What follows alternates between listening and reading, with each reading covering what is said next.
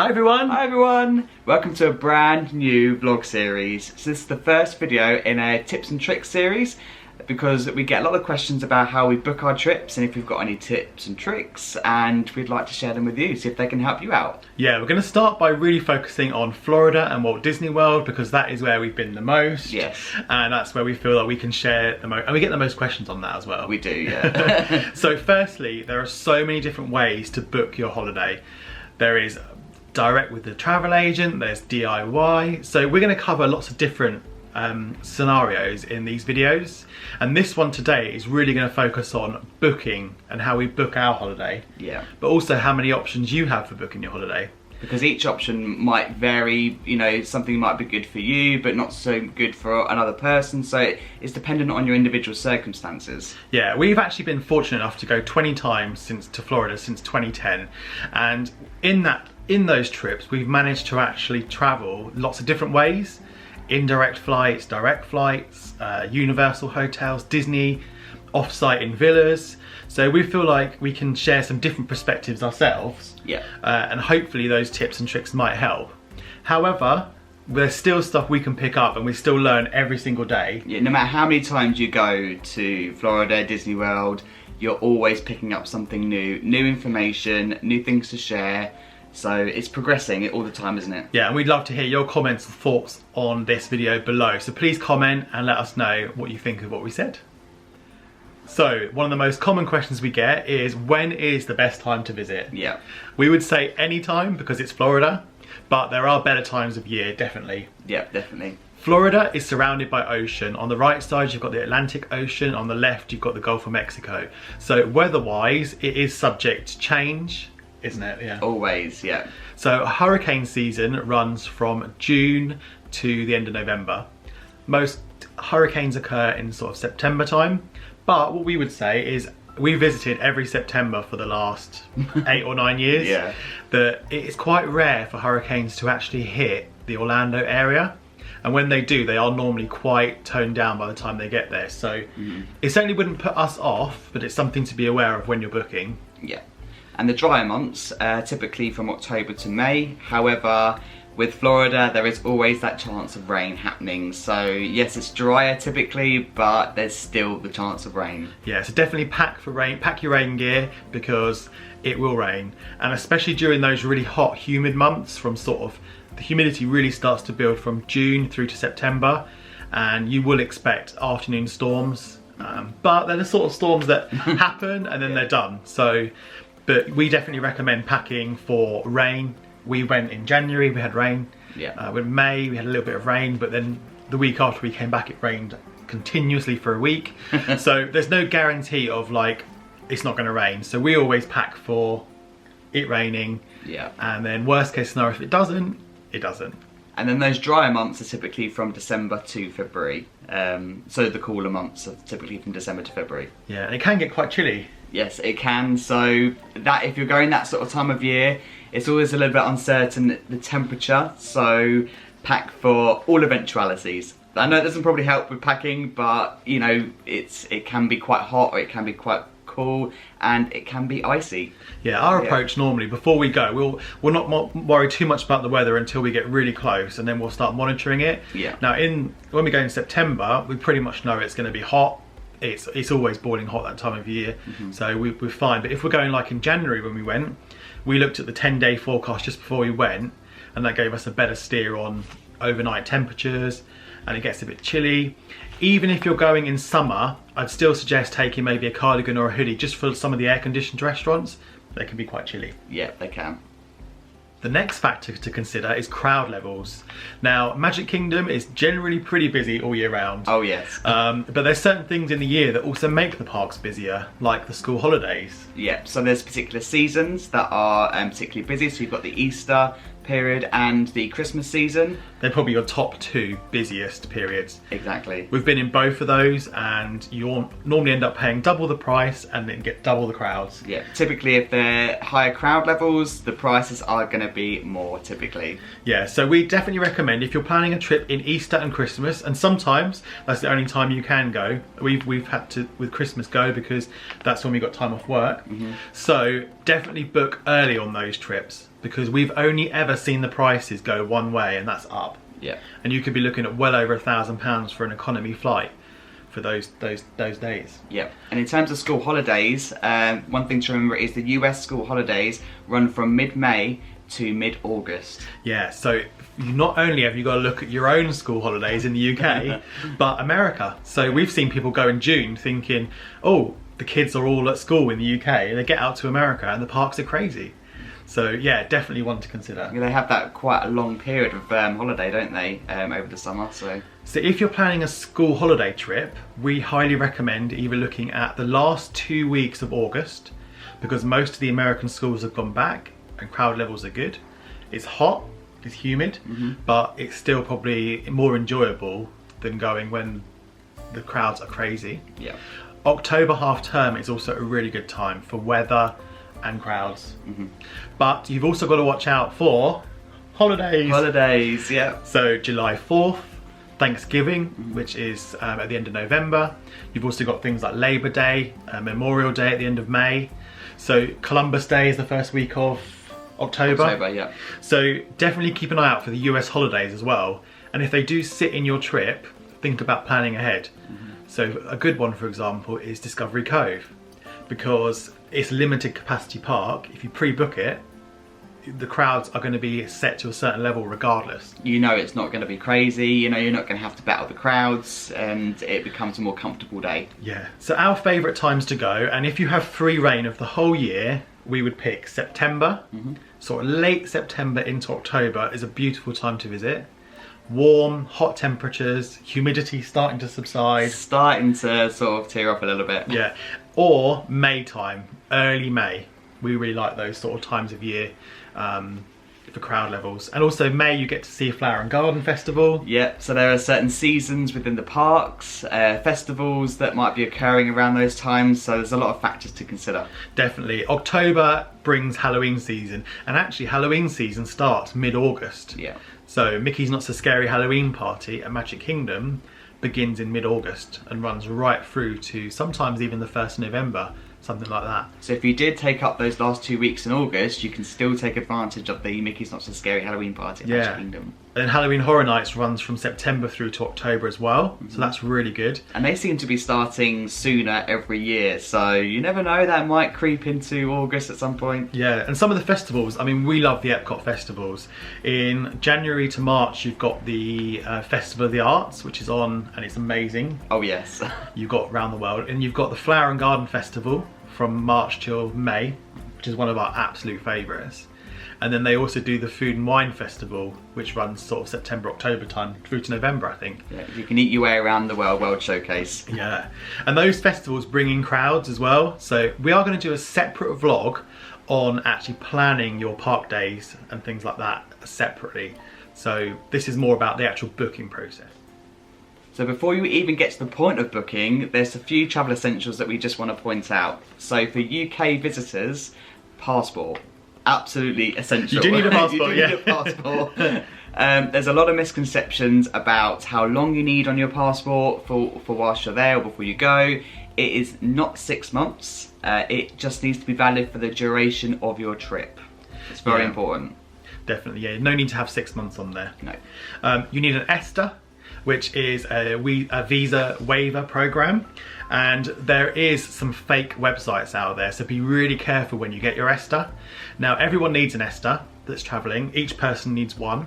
They're $14 currently, and you need to do it on the official website. Now, we will link the official website below, but if you get on a website and it's more than $14, you've gone on the wrong one. Yeah, you've taken a wrong turn. There's a lot of scam ones out there that charge £70, £75 for the same thing, and you don't need to pay that. No.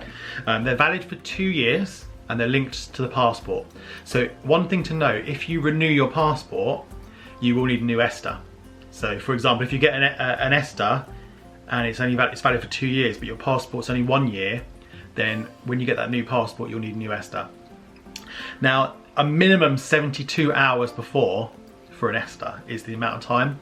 Now, at the minute, it is taking 72 hours for a decision. So before, what you would do is submit, and then you'd hit, refresh, and it'd come back and say accepted. But now it might show pending for quite a while. So and don't panic. Don't panic. Yeah. But we highly recommend doing this really early. Now think of the thousands of pounds you'll spend on your trip. This is only $14. So if you needed to go, if you were declined an ESTA, your next step would be to contact the embassy and arrange a visa. Visa appointments can take 6 to 9 months. Now it could be nothing to do with you. It could be that your name has matched up with someone else incorrectly. It could be anything.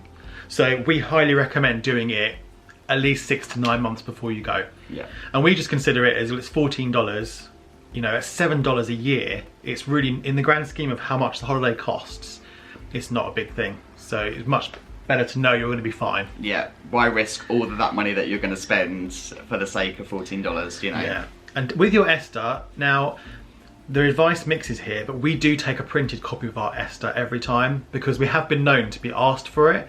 And if the systems do crash, which is very rare, it is good to have a copy. So we'd recommend doing that. Yep. And one thing also to have is travel insurance at the point of booking or at the point of handing over any significant funds. We have an annual policy with our bank account, and that is just rolling every year. We may have to give them a call if any of our circumstances change health-wise, but travel insurance is an absolute must. Yeah, and it's so, I mean, look at your bank account. Some of these packaged bank accounts do really good policies. And about 5 years ago, I had to have wisdom tooth out in Florida, and it was like $2,000 just for a tooth out. And the insurance obviously covered it all. We didn't pay any of that. No, but the medical expenses in the US are very high, so you don't want to be caught out on that. No. How long should you go for? Now, you go as long as you can. That's probably the best advice. Yeah, So literally, if you've got the annual leave or you've got the opportunity to go for a long period, do it. Yeah, I think most standard holidays are 2 weeks, and that's a really good amount of time. The main thing to note is you're not going to see it all, and it's really impossible. Even on a 3-week trip, we've been for 3 weeks before, and it was really hard to even do everything. Yeah. So definitely you're going to be going back. There's no doubt about it. So 2 weeks or 3 weeks, whatever you can book. Because the parks are always adding new things, and in and around the Orlando area, there's different attractions popping up. So it's ever growing, and you know, there's just not enough time to do everything. Yeah, it's becoming more and more difficult, but yeah, 2 weeks is a really good taster. Yeah, and 1 week, we've done a 1 week trip 4 or 5 times now, and we've managed to get plenty done. Again, didn't manage to do everything, but if you're thinking that you wanted to go for a week, we have done it personally, and it was were great trips. Yeah, we sometimes try and plan it where there's a bank holiday. So like there's a bank holiday Monday in May, and it means we only have to use 4 days leave from work. Then you get a whole week away. So we would definitely do a week again. It's amazing what you can fit in a week, and Yeah. it made no impact to us at all. The jet lag side of things, I think you can quickly overcome jet lag just by doing a few basics. When you arrive in Florida, stay up as late as you can. You don't want to be going to sleep straight away. The next morning, you're probably going to wake up early, but the later you go to sleep, the longer you're going to actually hopefully sleep in and get on time zone. And we find that takes maybe a day or two and you're done. Coming home is a bit more of a challenge, but our best advice is when we land in the UK, it's normally the morning. We might have a little power nap for an hour or two, but that's it. And That's all we do. And then go to sleep early the following night, and then the next day wake up really early, and you'll quickly get back on time zone. So now you need to decide how you're going to book your trip. Whether it's going to be a package trip, all in one, or a DIY, so booking things separately like the flights, the car, the hotel, even park tickets, whatever works best for you. Yeah, we tend to book DIY now all the time. In our experience, we found package trips do cost more, but there are benefits to both. So with a package holiday, you're going into one place, you're getting your flights, car hire, hotel, park tickets, it's all done. You've only got one person to pay, and often that means you can pay a low deposit and then you can just pay monthly or when the balance is due. And for a lot of people, that really helps with budgeting. Yeah. We find we save a lot more money through doing it DIY, and we're going to talk about each section as DIY bit by bit. Now, we always use a credit card because you do have some additional protection with Section 75, which is worth looking at, but we always recommend doing credit card and get some air miles. So definitely look at, like, we have the British Airways American Express card, and we earn Avios points for every £1 we spend. So we highly recommend having a look at that, and we will cover that a little bit more. So the first thing to look at is flights, and that's going to get you there. It's about a 9-hour flight, 9 to 9.5 hours in total when you take it all into account to get there. Coming home is a bit quicker. We've had flights as quick as 7 hours coming home, but probably 7.5, 8 coming home, depending where you are. So there are lots of options for flights. Direct is probably the most common, and if it's your first trip, we'd probably say direct is the best option because it gets you straight into Orlando. There are 2 main airports in Orlando. Orlando International, which is called MCO, and there's also Orlando Sanford, which is not too far out, but it's probably 45 minutes to an hour further out from the kind of Disney area. Yep. But both of them are great options for coming in. Sometimes you can wait a long time in immigration at Orlando, and Sanford might have actually been a better option. We tend to look on Skyscanner or Google Flights for our flights, and we'll scour that. Basically scours the whole network of all the different flight options, and it gives us a good steer of what's a good option. Yeah.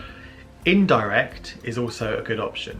There are a lot of airports in Florida. You've got Tampa Airport, which is about an hour away, hour or so with traffic, down on the Gulf Coast.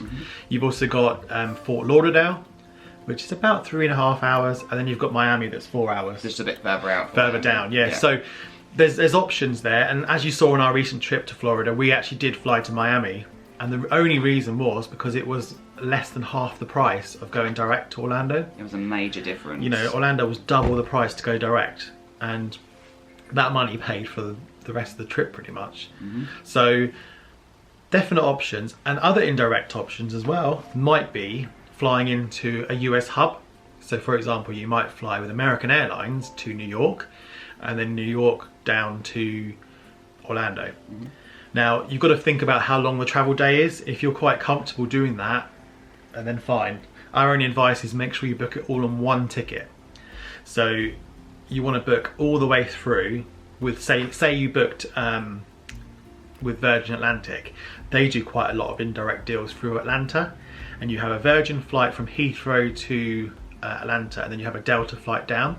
And because you book it on one ticket, it means that if your first flight is delayed for any reason, Virgin are responsible for getting you on the next flight. So Delta will take over that responsibility when you get there, and if you miss the flight, it's fine. As opposed to if you were to book them on separate tickets, then there's no obligation there to make sure you get to your final destination. Yeah, and you would actually clear security in your first arrival point. So for example, if you flew into JFK, New York, you would clear customs and immigration there, and then you would effectively be a domestic passenger coming down to Orlando. And when you arrive, you just come off, get your cases and go. There's no passport checks. That's quite a nice feeling, isn't it? Coming through, not having to go for international arrivals. Definitely. We did New York before. We've done from Boston. We did Miami. It's definitely a very long day, but for the savings and letting you go, it can be a really good option. If it's the difference between going and not going, and it's down to price, and indirect is the only option, then it's definitely something to consider. Yeah.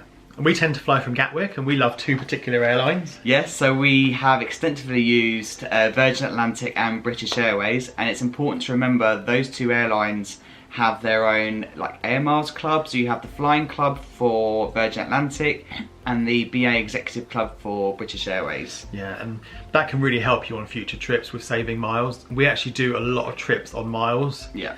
So we mentioned the BA credit card. We previously had a Virgin credit card as well. We now focus on BA, and we put everything we can on our British Airways card. Petrol, weekly shopping, any purchases, and as long as you pay it off, you don't pay interest. Yeah. But we allows us to save up air miles, and you can either take a coupon to have some money off a flight, or you can do a reward seat, or you can upgrade, and you also can get a 2-for-1 voucher. So with the premium card, if you spend £10,000 in a year, you can get a 2-for-1 voucher. 2-for-1 voucher, yeah. Which means you use 1 set of miles for 2 flights. And for example, a business class flight off peak is about 125,000 avios. And that means you only need 1 lot of 125,000 avios. And then it's about £550 each for the actual business class flight. So you're almost paying nearly economy prices for a business class flight. Yeah. and it's really good. So, but they have to be booked as soon as they come out because reward availability isn't guaranteed. No. And I would say that if you need to use reward flights, you need to be really flexible. Christmas, you'll have no chance. It's very difficult to get them over Christmas. The airline just doesn't release them. But with BA, they do release a minimum of 2 Club World seats, which is business class, on every flight.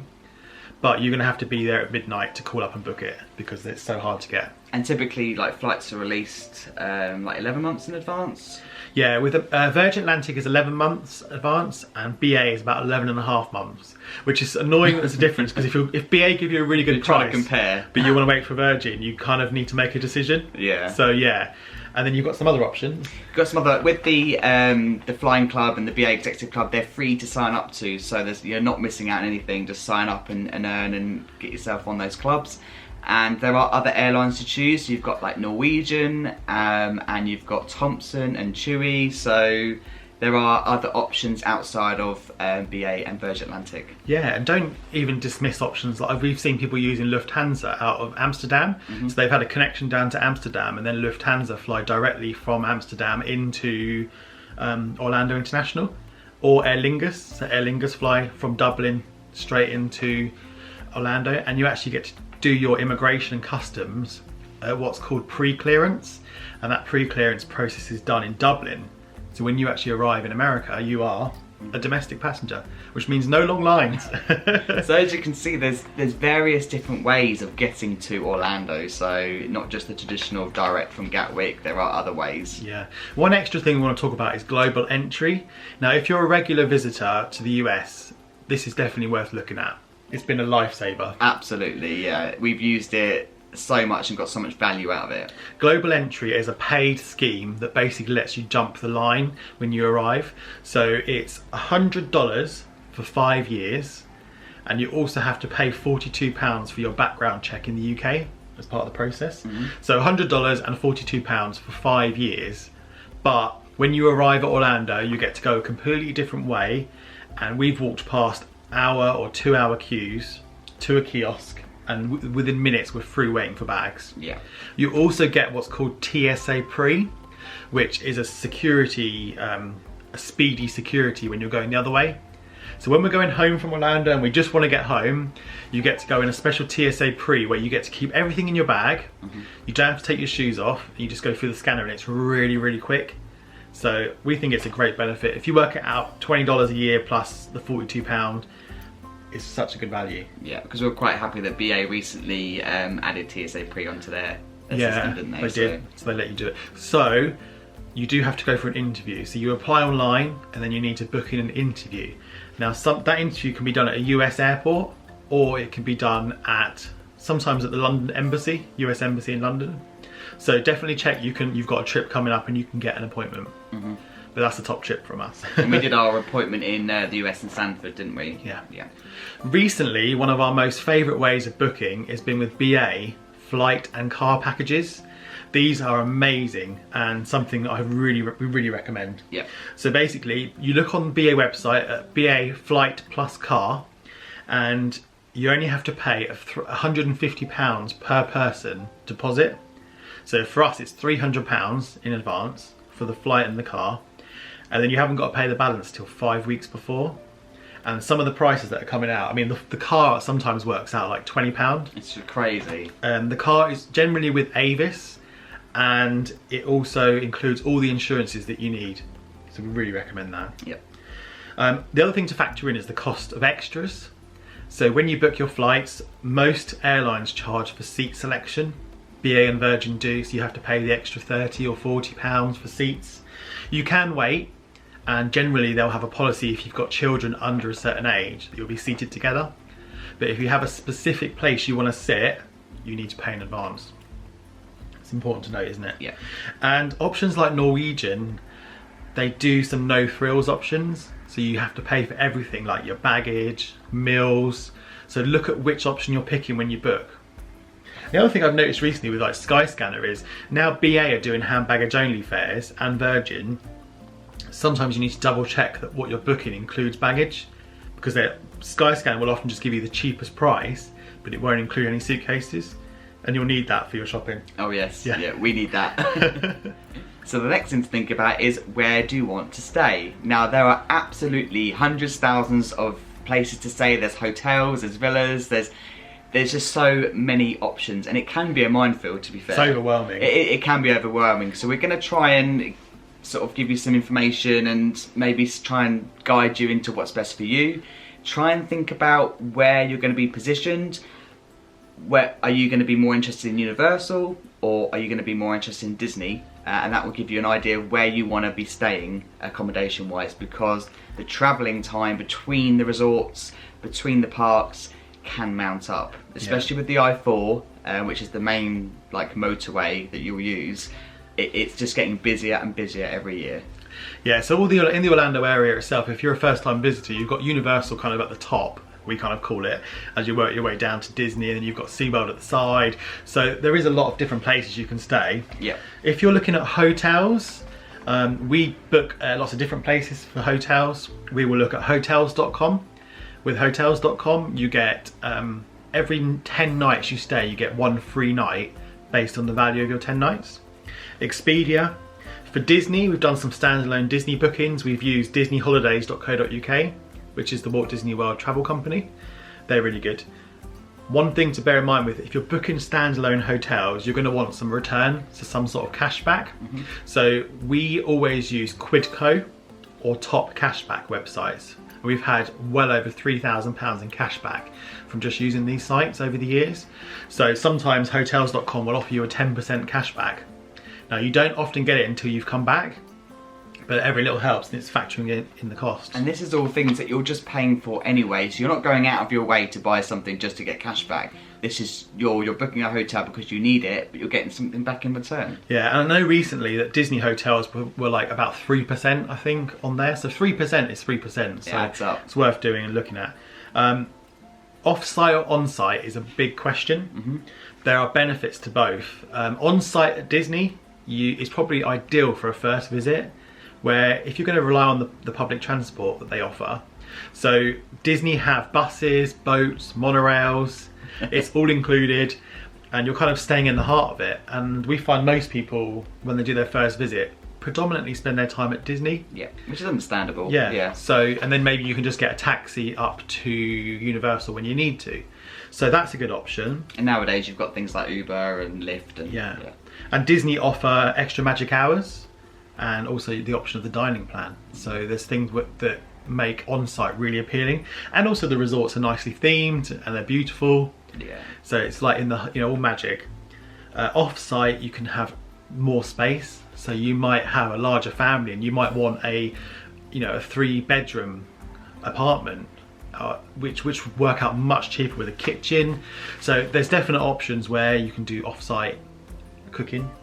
So we stayed at a really nice place called Sheraton Vistana, and that was a lovely hotel that we only stayed in like a 1-bedroom, but it had a bedroom and a kitchen, so we could get all food in, and it saved a lot of money. And if you're going as a large group of friends, and there are multiple rooms off-site in like a villa, for example, you can spread the cost between each couple or each individual person, and it just makes it a little bit more cheaper, affordable. Yeah. And definitely, just talking about villas, we tend to book our villas direct with the owner, and it's often been through either they were friends or we just knew them, friend of a friend, so we could trust and get a good review of that villa and know that it's a good place. Because if you type villa, Florida, Orlando villas into Google, for example, you're going to just get lists and lists and lists. But what we tend to do is, like Luke says, we go through friends or word of mouth, or even go onto Facebook. So check Facebook pages to see actual real reviews from guests that have stayed recently, and you can see photos that people have shared. It'll just give you a better idea of what you're going to be expecting. Yeah, there's a Florida group called Florida Dreaming Villas and Marketplace, and a number of owners on there advertise their villas. With villas, cheapest is not always best. And certainly a cheaper villa, you will get cheaper fittings, cheaper bed, things like that. So you really need to look at the location as well. Check it on Google Maps. Where is it? Because some owners will put on their villa, oh, it's 15 minutes to Disney. But that's actually only 15 minutes onto Disney property, and actually you've got another 15 minutes to get into the actual parks. So definitely do a little bit of research there on where specifically is this villa, and how long is it going to take you each day to get to Disney or Universal. Yeah. Most villas are in the Disney area. There are very few villas in the Universal area. It's just the way it's zoned. So you're definitely going to find that most of them are down by Disney. With your villa as well, you need to factor in driving. It really isn't practical to not have a car when you're in a villa, in our opinion. Yeah. So you need to rent a car in your time, but the villa benefits are space. Space, being able to come back to your own private pool, having there may be some spare rooms where you could put some suitcases or some purchases. We have like a purchase room when we stay in a villa. So yeah, there's that to factor in as well. And with Universal hotels, there are some benefits there as well. We love staying at the Universal hotels. You do really feel like you're in the heart of it. Now, there are quite a few hotels now. I think there's 6 in total, and there's more coming. There's more coming. So Universal are doing well on their hotels. The 3 premium hotels, which are Hard Rock Hotel, Loews Portofino, and Loews Royal Pacific, they are the kind of most expensive ones, but they offer you some really good benefits. Absolutely, yeah. You get express pass included. So if you book a 1-night stay at Universal, you get 2 days worth of express pass. The day you check in, the day you check out. You also get 2 days of early access.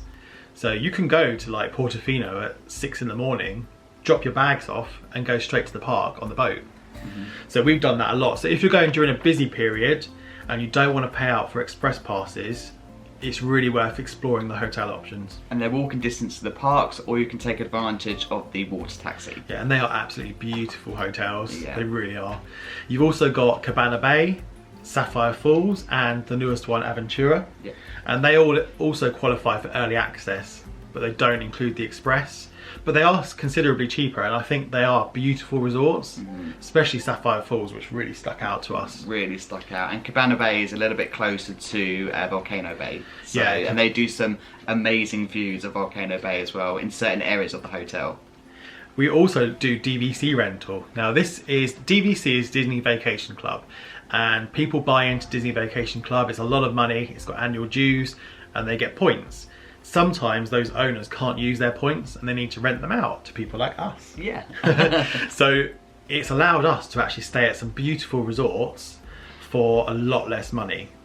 And we use websites like the DVC Rental Store and David's DVC. And it's actually worked really well. Yeah. You have to book them 11 months before, and basically they've got to try and find someone who's offering what you want. So if you want 2 weeks at Boardwalk, they've got to match you to someone who's willing to have that many points available, and then there needs to be DVC rooms available at Boardwalk. So it does take a little bit of getting used to. Yeah. And we've certainly learned over the years how you have to be patient, but the rewards can be huge. We've stayed at the Beach Club using DVC points, Wilderness Lodge, Polynesian, Bay Lake Tower, and the prices are in some ways about 40% cheaper than booking direct. They really are. You really do save so much. And if you wanted to get a quotation, you're under no obligation to hand over any cash permanently. So, you know. Just with DVC Rental Store, you do need to pay a deposit to start with. But at David's DVC, you don't pay anything until they find it. But then you do have to pay the full amount up front. So there's benefits to both. The DVC Rental Store, you only have to pay about 60% up front, and then the balance is due later on. So yeah. We definitely recommend looking at that. So yeah, really, when it comes down to where you're going to stay, it's got to be what works for you, and we hope we've sort of helped with that. Hopefully we've given some sort of guidance, direction on what might be best for you. Yeah, and don't rule out considering a split stay. So if you're going for a 2-week holiday, do 1 week in a villa and 1 week on site at Disney to let you experience both. Yeah, that might be a good way of you finding out what would be best for you on a future trip. So do a bit of a hotel, do a bit of a villa, or just to experience both on one trip. Definitely. So when it comes to driving, do you want to rent a car? So, I mean, in my experience, because if you've watched our videos before, I do a lot of the driving. But it's just how we work best. Luke is really great at navigating. I'm just, I like to drive. And yes, it is quite nerve-wracking to start with, but there are pros and cons for driving in itself. I mean, you've got the freedom of being able to go wherever you want to go, or whatever time you want to go, without having to wait for a bus or any other form of transport. But then you do have to think about the cost of parking. Yeah, it's about $25 a day to park at the parks, so it really does stack up. So definitely weigh up what's best. Yeah. Shop around for your car hire. We don't book the same company each time. We always shop around. We tend to get a little spreadsheet open. We know what we're looking for. We normally go for an SUV type vehicle because they're really good with the space and luggage. And we will just check each of the different companies, and no single company is always cheapest. We've often found that some of them will have different pricing. So we use Alamo Brits, BA, obviously with our BA do standalone car hire as well, which sometimes comes out really cheap. Virgin Holidays, they do standalone car hire. Virgin Atlantic on their standalone car hire. Skyscanner, they actually have a comparison for car hire as well. Net Flights, and also you may want to look at a company called Car on the Drive. Slightly different, they are more expensive, but basically the concept is they pick you up from the airport and they then drive you to your accommodation, and then your car is there waiting for you, and the same for the way home. So it saves that. If you're worried about getting out of the airport with all your luggage and doing that drive just after a long flight, that could be an option, but you do pay more for it. Yeah, and when you're choosing a car, just bear in mind how much luggage you're going to have with you, and making sure the car that you choose has enough space to house the luggage. Yeah. Very important. Definitely. You're not going to panic when you land in Orlando and you realise that you just haven't got enough boot space or car space whatsoever. Definitely if you're going for like convertible. I mean, if there's four of you in the car and a convertible, you're only going to get a couple of bags in that boot. Yeah. So bear that in mind. It's only so big. Yeah. And just to touch base on the driving as well, just take it slow and take your time, and it'll be fine. Just, you know, keep an eye on your bearings and things. So yeah, if you aren't sure about driving, we would maybe suggest don't drive to start with, but maybe do a rental in the middle of your trip. So you could, like, there's an Alamo actually based in Walt Disney World, and they'll actually pick you up from a Disney resort if you arrange it, and you can rent a car there for maybe a couple of days just to try it out, or do a one-day rental. Yeah. But most hotels have either nearby, or there'll be some sort of rental centre. I know there's one at the Sheraton on iDrive. We've used that Alamo before. We've used that Alamo before, yeah. So yeah, maybe do a couple of day rental and get a feel for it, where you can be a little bit less pressured and drive around a car park or something. Yeah. So if you're under 25, you need to be aware of the additional costs. I think it's normally between age 21 and 25, they normally have a surcharge, but some companies don't. So shop around for that. Make sure you're not getting the extras. You will need a credit card when you collect the car. They normally do a swipe of your credit card just to keep on file for incidentals. You can do cash, but it is a lot more hassle, and sometimes it can be like $200 cash and they hold on to it. Then you have to wait for a check when you get back. So yeah, definitely have a credit card for emergencies and that. It's good to have one anyway on a trip, to have a credit card. So yeah, one thing to bear in mind when you book a car as part of a package. So for example, if you book with Virgin Holidays and you book your flight and your hotel and your car all together, as standard, the insurance doesn't cover you for what you need, and it's really expensive. It can be like a 2-week trip can add £300 on for their insurance. Now, I think that's really not fair, but you can look at standalone policies that will cover you.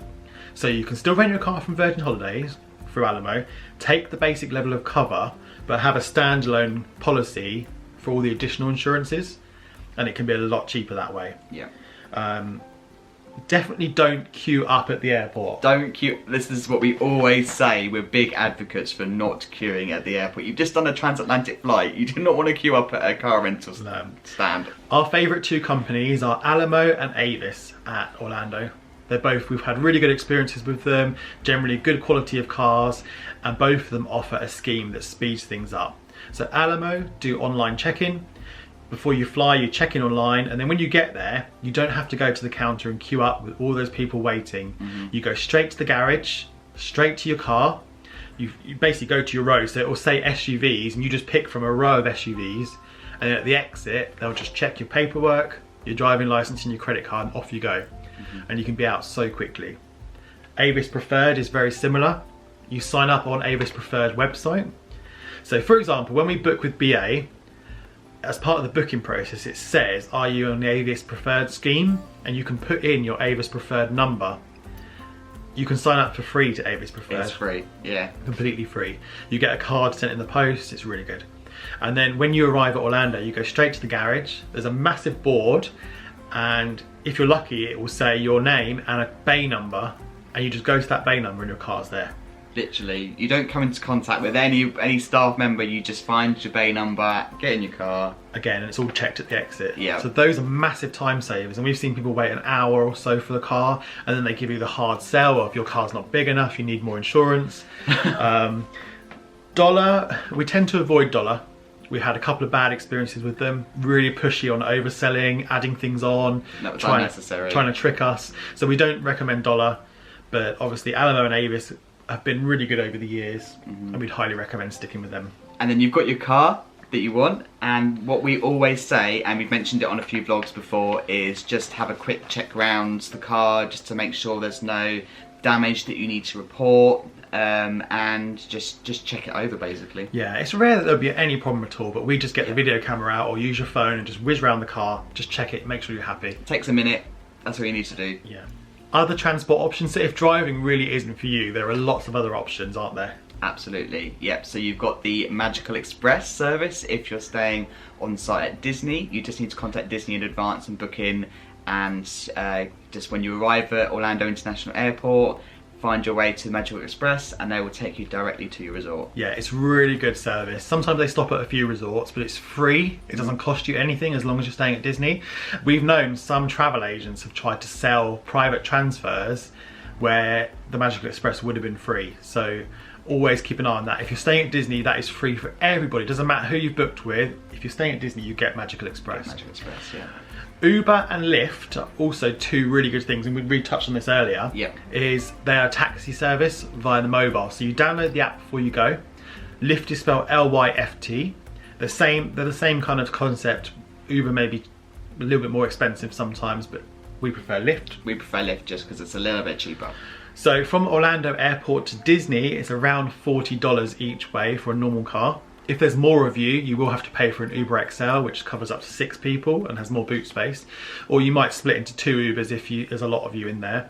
But about $40 each way, and Universal is a similar, around $40 as well. And that's just basically on the app, you can actually get estimates of all the places. So download Uber or Lyft, put in where you want to go, and if you're planning your trip, you can actually plan, you know, if you're staying on iDrive, you could look how much it would cost to Disney each day and factor that in to work out whether it's worth you doing car rental. It's also good when you're getting into a taxi and you're really not sure how much it's going to be when you get there. So Uber and Lyft is kind of a good way of you knowing in advance how much it's going to cost. Definitely, and it's completely cashless. So you do it all through your phone. You link up a credit card. You can link up PayPal as well. So it's all done through that. So there's no cash, there's no worrying about money. You can also look at Mears Taxi, which is a company you can book online, and they run a lot of services. They actually do a lot for Disney as well, so they're really reputable. Or you can look at transfers if you're booking a package trip. It might be worth looking at the transfers. If you're staying off-site, it might work out well. So a couple of bits on travel extras that just add a little bit more to your trip. We always like to stay at the airport the night before, just purely because we like to be there in the morning and not have to worry about travel. So we would look at booking at Gatwick is where we normally stay, or Heathrow, and we'll book at hotels.com or direct with the company. So at Gatwick you've got so many options. You've got Premier Inn, you've got the Hilton, Sofitel, Block Hotel, Yotel, Hampton by Hilton. So many options. Hilton, so yeah, loads of options there. Airport parking, so if you're driving in a stay overnight, you need to leave your car. We look at My Gatwick. Yeah, the My Gatwick website for Gatwick Airport is brilliant, and we found that the valet parking or the long stay are really good options there. They come out really cheap. Yeah. And then airport lounges as well, which is a nice added extra to start your holiday off on the right foot. And you've got things like Number 1 Lounge. Yeah, the Number 1 Lounge is one of the nicer lounges at Gatwick, and we tend to get them through our British Airways account, so we get them included because we've got membership there through status. So if you fly a lot with British Airways, you become either bronze, silver, gold, and you get lounge access from silver and gold upwards. But Virgin Holidays have got a V room, which is only available to Virgin Holidays customers, but it's worth speaking, if you're booking through Virgin Holidays, it's worth asking about that, because it's a really nice lounge. It is a nice lounge, yeah. So park tickets. So when you're looking for park tickets, you want to be looking for real tickets. So not a voucher you've got to redeem when you get here, real tickets. You don't have to worry about any of that when you arrive. Buy in the UK. UK residents have access to special pricing and tickets that are typically valid for longer. Yeah, so we get these exclusive 14-day tickets that really work out on a daily basis, so much cheaper than buying when you're out there. Yeah.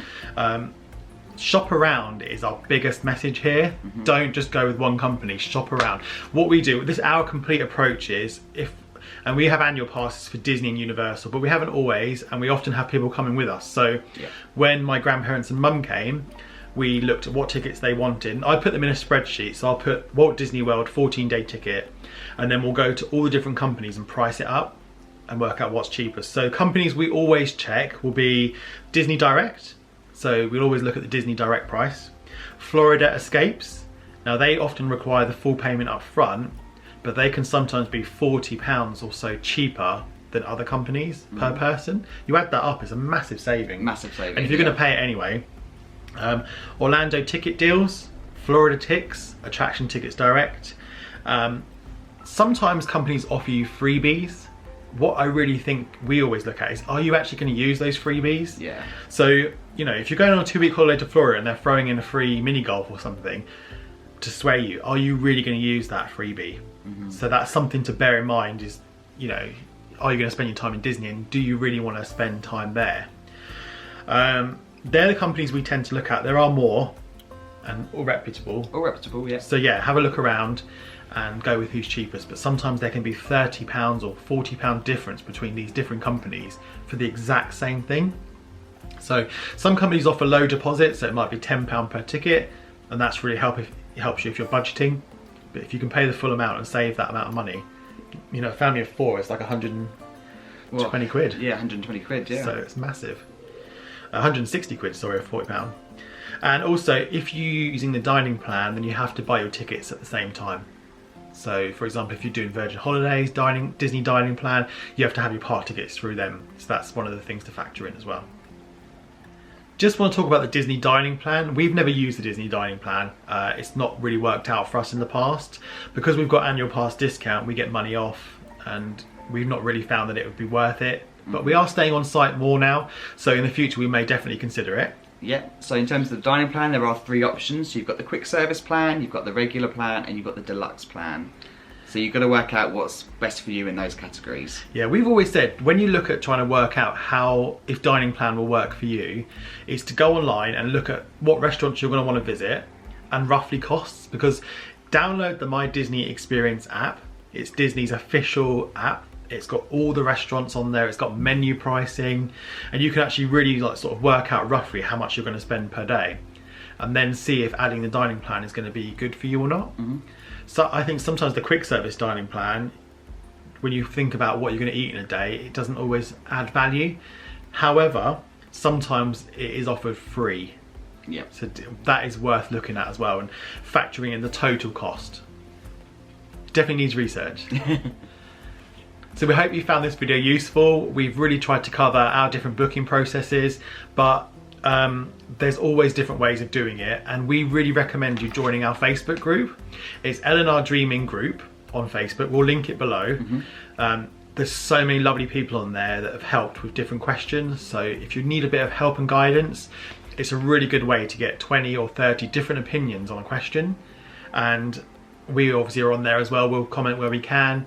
But it's really good. Really good, because at the end of the day, there are so many people that do Florida and Disney on all the parks in various different ways, because it's about what suits you personally. Yeah, it's nice to get different opinions on it. Absolutely. But yeah, we hope you found this video helpful. Yeah, please leave a comment below. Let us know your thoughts, any suggestions or tips that you might have that, you know, people watching the channel might want to benefit from. Yeah, and if you've got any questions, please ask below as well. We can clarify anything if we've confused anyone, let us know. Happy to clarify anything, yeah. But also, we'd really love to hear from you of what other subjects you'd like us to cover in future videos. We've got a long list of different ones we're going to do.